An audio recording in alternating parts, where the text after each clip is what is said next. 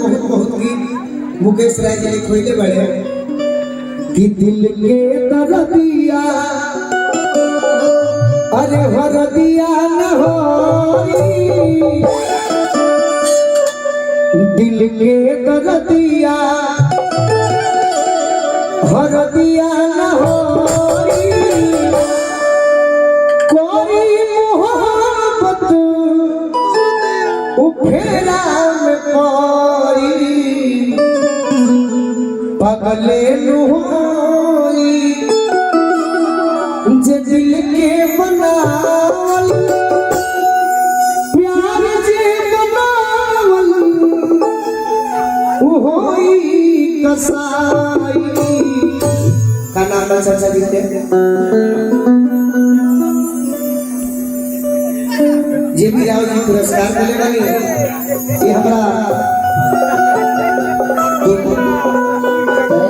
पुरस्कार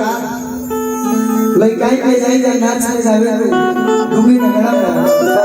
तो हमरा कोने दुनिया से टिप के पुरस्कार दे पूरा जवाब जानो लो कि गोलू राजा के बड़ी काम मिलो बाजा सही 6 बजे में 10 1000 10 से 2500 दे ले सही से बोलो बाबा हम लइकाई में जब हम गाड़ी जाएंगे मुखिया जी तो गांव भके सोचो के लेगा जब मिस्टर मुखिया जी के हत्या भई रहे उनके पुत्र के नाम है भूषण जी तो भाई गाना हमें को बोले रहनी बड़ी हमारे समाज के लोग खुश भई कि जहिया से तुरला बाबा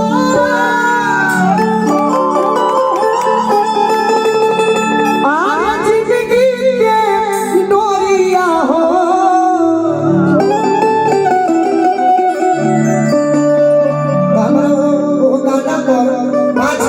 सौ के 50 के 10 के 20 के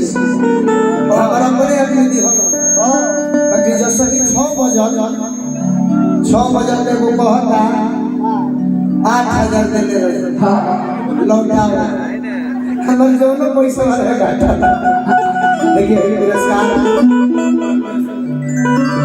हमारे मुखिया जी के नाम पर जीवन में कभी भी कलाकार के जातिवाद गीत ना गावे के चाहिए लेकिन ऐसा गीत जरूर गावे के चाहिए जो में से सब समाज के लोग खुश होके बरमेश्वर मुखिया जी के नाम पर हम गीत बोल रहे 2011 में कि अनबान शान खाती जनवा कोइला हो दुश्मन घूमेला सीना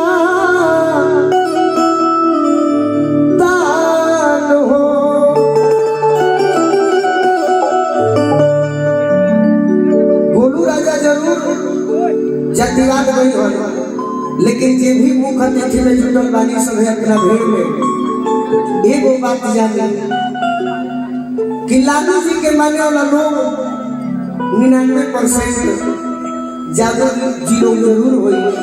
लेकिन बरमेश्वर मुखिया ऐसे शख्स थे जिनको मजदूर किसान सभी जात के लोग मानते थे तो अगर आप सभी का इजाजत तो है लेकिन सबका समर्थन हो तो इस गीत को हम गाते हैं ताकि आपका भी मनोबल बढ़ जाए कि जहिया से तुरला बाबा अब जिंदगी के डोरिया सुन लागे तू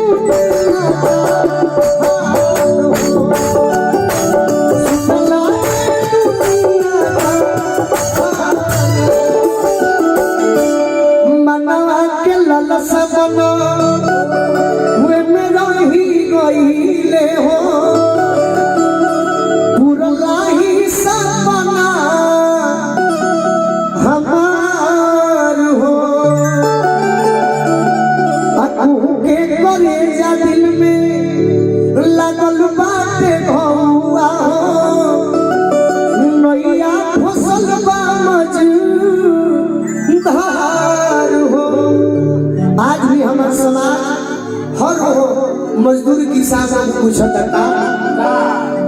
देखे ना पता